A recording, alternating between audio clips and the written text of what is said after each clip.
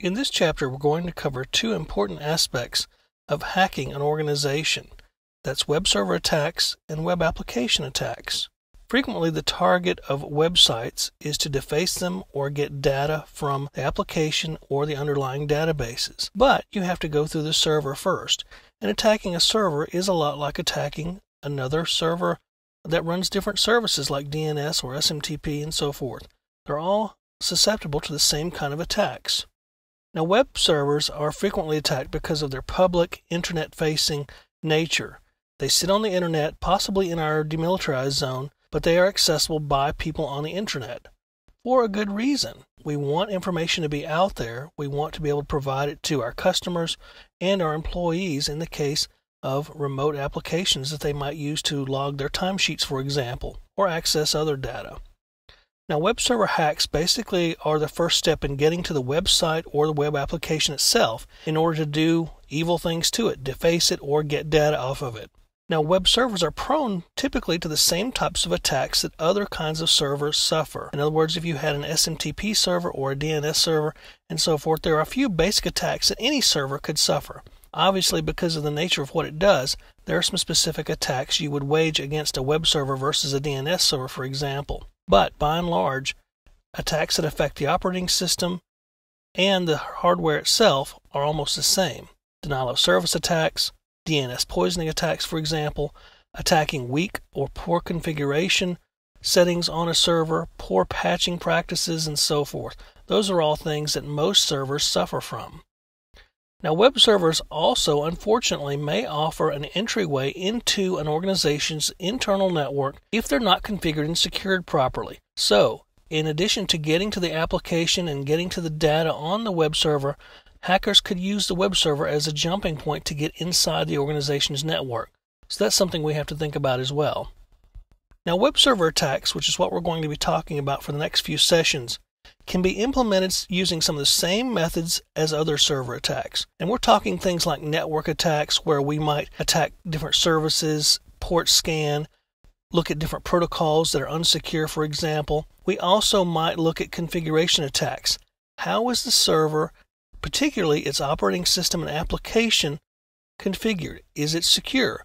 Are there default passwords on there? Are there blank passwords for some of the user accounts? Are the shares and files and folders locked down? So those are some of the things we may attack any server with.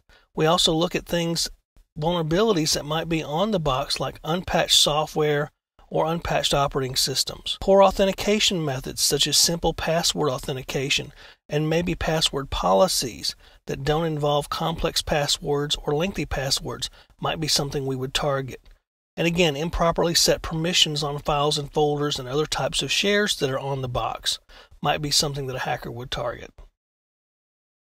Some of the things that we might look at specifically for a web server, and some of these are very generic and some of these are specific to web servers, are default configuration. In other words, how did it get configured after it was installed right out of the box? Did it get locked down, or is it still in its default state? Any default files that might be out there. A lot of web server applications like Apache and IIS use default files and default directory structures. That, unfortunately, if not locked down, could leave the web server wide open to attack. Unnecessary services on the box might be an issue. If you're running a web server, do you really need DNS as a server service running, or SMTP? A lot of these relate to multi-purpose boxes. A lot of people, because of a budget or because of the need to have multiple services out there on the internet, may put multiple services on them, a web server, an email server, and so forth. Unfortunately, that opens up the box to a wide range of attacks. What you want to do is minimize the attack surface by minimizing what runs on the box. Lack of port filtering, and this may not be something that's done by the box itself. It may be something that should be done by an external router or external firewall. But if you don't filter these ports, and ports are open that shouldn't be, well, then you've left yourself open to a couple of attacks. Unpatched applications and operating systems may allow vulnerabilities that are either zero-day or, even worse possibly, vulnerabilities that have been out there for a while, wide open and susceptible to attack. File and directory permissions. Having it so everyone can read or write to a directory would be a bad thing, because a hacker could upload malicious software or viruses to an open directory, or they could access and read files they shouldn't read from a directory.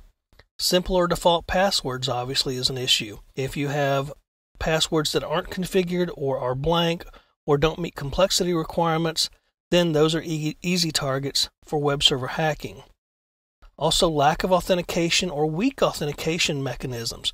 Using weak protocols or using weak authentication methods might be an issue. It's something that the web server would be susceptible to attack through. Any unsecured connection with other hosts.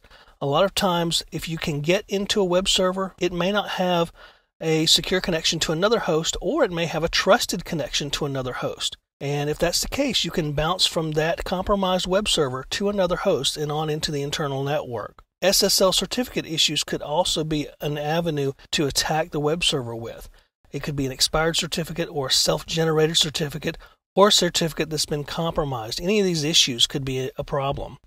Weak operational security, and this might be administrators not performing backups on a regular basis or not going through a security checklist, for example, could be an avenue to attack the web server as well. And finally, no security devices. In other words, putting a web server out there where there's no border router and no firewall would definitely be a way for a hacker to take advantage of that server and completely take it over eventually. So these are some of the things that a hacker definitely thinks about and a defender also needs to think about. And we're going to talk about some of these as we go through the next few sessions.